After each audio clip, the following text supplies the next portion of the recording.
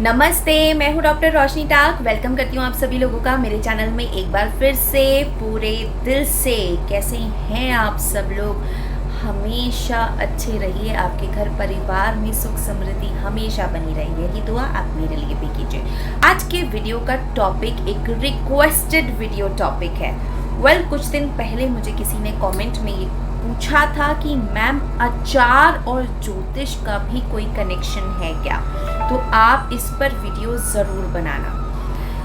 मेरे को लगा yes we can actually discuss this कि कैसे किसी भी चीज़ को हम एस्ट्रोलॉजी से कनेक्ट करके उसका साइंटिफिक रीज़न समझकर उसे अपनी ज़िंदगी में इस्तेमाल कर सकते हैं। लेकिन उससे पहले एक चीज़ समझना बहुत ज़रूरी है। देखिए, फर्स्ट रूल क्या है? Excess of everything is bad. चाहे वो कितनी भी पौष्टिक चीज़ हो, अगर आप उसे लिमिट से ज़्यादा यूज़ करोगे तो वो आपको नुकसान पहुंचाएगी। चाहे वो कोई खाने की चीज़ हो, चाहे वो कोई यूज़ करने की चीज़ हो, चाहे वो कोई हैबिट हो, कोई भी चीज़ हो, एक्सेस हमेशा नुकसानदेही होती है। लेकिन वहीं पे यदि हम कोई भी चीज़ लिमिट में बैलेंस करके यूज़ कर रहे हैं तो हमें कभी भी कोई तकलीफ़ नहीं आएगी। इनफैक्ट वो हमें अच्छी हेल्थ ही देगी। अचार और ज्योतिष में आज हम डिस्कस करेंगे कि अचार क्या रिप्रेजेंट करता है। तो भाई देखो, जो अचार होता है ना, चाहे किसी भी चीज़ का अचार हो, वो सबसे पहले रिप्रेजेंट करता है केतु को, बुध को और शनि को।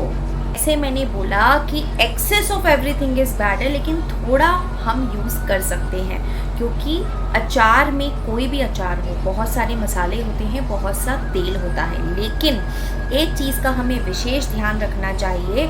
आजकल अचार घर पे बहुत कम लोग बनाते हैं, तो जब भी आप अचार यूज़ करें, चाहे खुद के लिए या किसी गेस्ट को सर्व करने के लिए या किसी को देने के लिए, तो वो घर का बना अचार ही हो। अगर वो बाहर का अचार है तो आप थोड़ा भी यूज़ करेंगे तो भी आप बीमारी को निमंत्रण दे देंगे, क्योंकि आजकल बहुत सारे केमिकल्स, प्रिजर्वेटिव्स हर चीज़ में यूज़ होते हैं और उसकी शेल्फ लाइफ बढ़ाने के लिए भी वो ज़रूरी हो जाते हैं एलिमेंट्स, प्रिजर्वेटिव्स और केमिकल्स। दार के अचार होते हैं, एक तो उसमें इतनी एक्स्ट्रा खटाई होती है जो कि विनेगर से डाली जाती है, मतलब आर्टिफिशियल खटाई डाली जाती है। आप बाज़ार का अचार चाहे कितनी भी अच्छे ब्रांड का आप ले लीजिए, लेकिन उस अचार में वो बात नहीं होगी जो सिंपल सा अचार आपके घर पे आपकी नानी, दादी या मम्मी ने डाला होगा। अब एस्ट्रोलॉजी से अगर हम अचार को जोड़ रहे हैं तो सभी अचार खा सकते हैं, लेकिन सबसे ज़्यादा कनेक्शन अगर हम अचार का देखें तो केतु से बनता है। इसलिए यदि आपके 4th हाउस यानी कि सुख भाव में किसी कुंडली में, किसी जातक की कुंडली में अगर केतु विराजमान है तो उन्हें अचार इग्नोर करना चाहिए, क्योंकि अगर वो अचार को कंज्यूम ज़्यादा करेंगे तो उनको हेल्थ इश्यूज भी हो सकते हैं। चलो, अचार और नेचुरोपैथिक और ज्योतिष को एक अलाइनमेंट देने की कोशिश करते हैं। अचार में क्या क्या डालते हैं? सबसे पहले हम अचार में डालते हैं दाना मेथी। दाना मेथी मंगल को रिप्रेजेंट करता है, ठीक है। फिर डालते हैं हम अजवाइन। अजवाइन भी मंगल को रिप्रेजेंट करता है। फिर हम अचार में यूज़ करते हैं हींग, तो हींग बुध को रिप्रेजेंट करता है। फिर डालते हैं हम सौंफ, तो सौंफ भी बुध को रिप्रेजेंट करता है। और जब हम उसे सरसों के तेल में पकाते हैं सूर्य की किरण में, तो सरसों का तेल जो होता है वो क्या होता है? शनि को रिप्रेजेंट करता है। और जब हम उसे सूर्य के नीचे पकाते हैं तो अब आप सोचो कि सूर्य की एनर्जी भी उसमें आ गई है। तो इन टोटल इन सारे ग्रहों का एक समावेश अचार के अंदर हमें देखने को मिलता है। अचार रिच हाई सोर्स है विटामिन सी का। जब सरसों के तेल से आप घर पर अचार बनाते हो तो वो अचार नहीं औषधि हो जाता है, क्योंकि उसमें पड़ने वाले ये सारे ही इंग्रेडिएंट्स बहुत ही यूज़फुल और बेनिफिशियल होते हैं हेल्थ के लिए। इसीलिए मैं कह रही हूँ, अगर आप बाज़ार से अचार लाकर खाते हैं, बिग नो। लेकिन अगर आप घर पर बनाकर खाते हैं तो यस डेफिनेटली ग्रहों के साथ में वो आपको हेल्थ भी देगा। और जब आप बैलेंस फॉर्म में थोड़ा सा अचार अपनी डाइट में इंक्लूड करोगे तो ऐसे नेचुरोपैथी और एस्ट्रोलॉजी का गठबंधन हो जाएगा जो आपकी अच्छी हेल्थ बनाएगा। और जब अच्छी हेल्थ होती है अच्छा दिमाग होता है। वो कहते हैं ना, जैसा अन्न वैसा मन। हमारे शास्त्रों में दान का तो बहुत ही ज़्यादा महत्व है। तो चलो जब अचार की बात करें तो इसके दान की भी बात कर लेते हैं। तो यदि अगर आपके घर में हारी बीमारी बहुत ज़्यादा रहती है तो आपको अचार का विशेष कर दान करना चाहिए।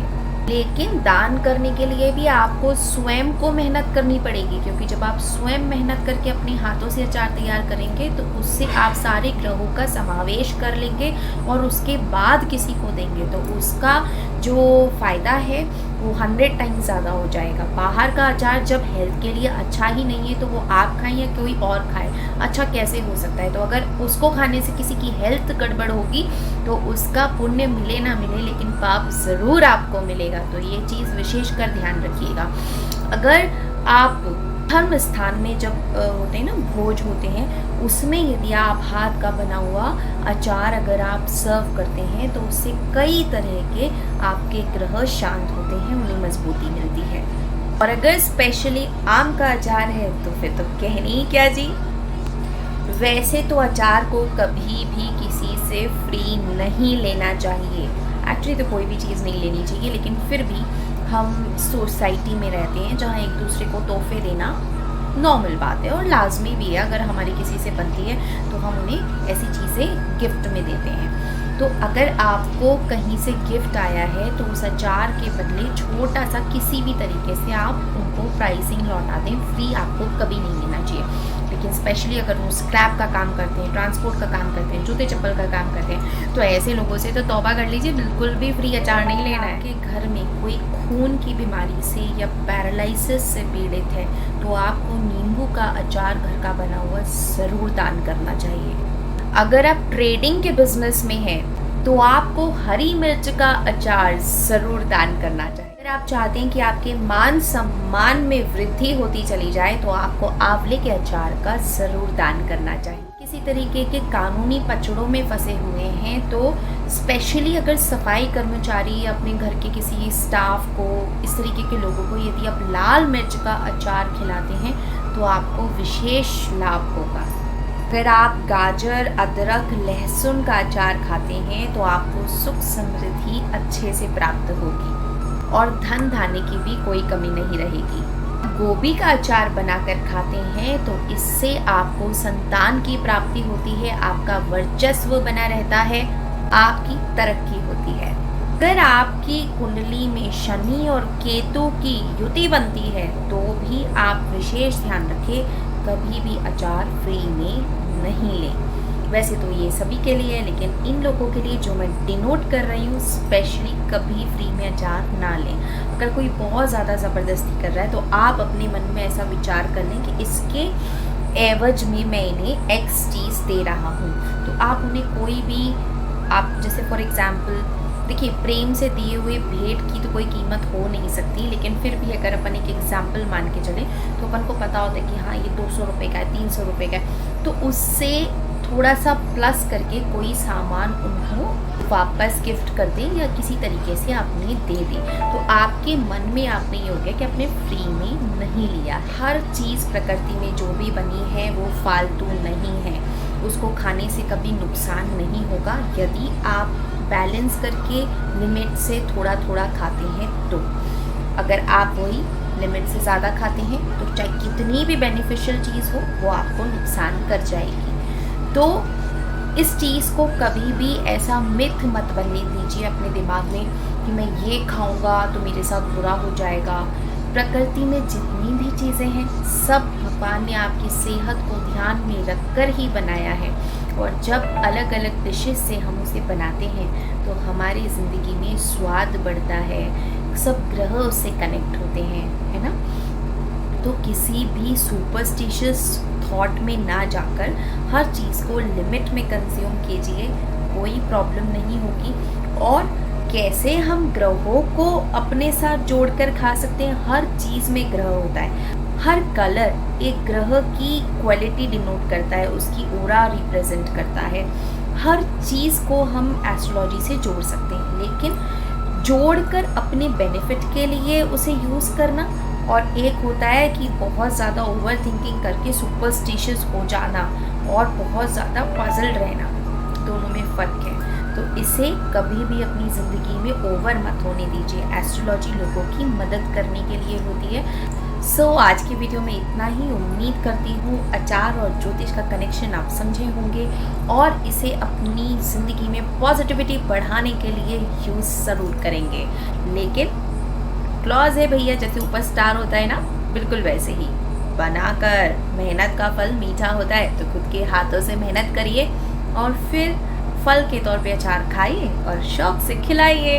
मैं हूँ आपकी डॉक्टर रोशनी टाग। जल्द मिलूंगी एक और अमेजिंग से टॉपिक वाले वीडियो के साथ। अगर आपको मेरा वीडियो पसंद आया है तो इसे लाइक करना मत भूलिएगा, और अगर आपको लगता है कि ऐसी इन्फॉर्मेशन किसी और के साथ भी साझा करनी चाहिए तो अपने सोशल मीडिया प्लेटफॉर्म्स अपने दोस्तों के साथ ज़रूर शेयर कीजिएगा। और यदि अगर अभी तक आपने मेरे चैनल को सब्सक्राइब नहीं किया है तो भैया गड़बड़ वाली बात हो सकती है, क्योंकि क्या है ना, मोटिवेशन तो मुझे आप लोगों के प्यार से ही मिलने वाला है। तो मेरे चैनल को सब्सक्राइब कीजिए, मुझे सपोर्ट कीजिए, मेरे सोशल मीडिया प्लेटफॉर्म्स पे मुझे फॉलो कीजिए, जिससे मैं बाउंड हो जाऊँ कि नहीं, ये जो लोग हैं जो मुझे इतना प्यार करते हैं, इनके लिए मुझे नई नई टॉपिक खोज के लाने ही चाहिए, वीडियो बनाने ही चाहिए, और हमारी ज़िंदगी में मज़ा ही मज़ा, खुशी ही खुशी भर जाए। जब आप और मैं साथ में परिवार की तरह अपने हर सुख दुख बांटेंगे तो परिवार बनेगा ना। अपना रखिए ढेर सारा ख्याल, खुद से कीजिए ढेर सारा प्यार। Keep loving, spread smiles. में हर हर महादेव ज़रूर लिख के जाइएगा। जय श्री कृष्णा, राधे राधे, हर हर महादेव, नमस्ते।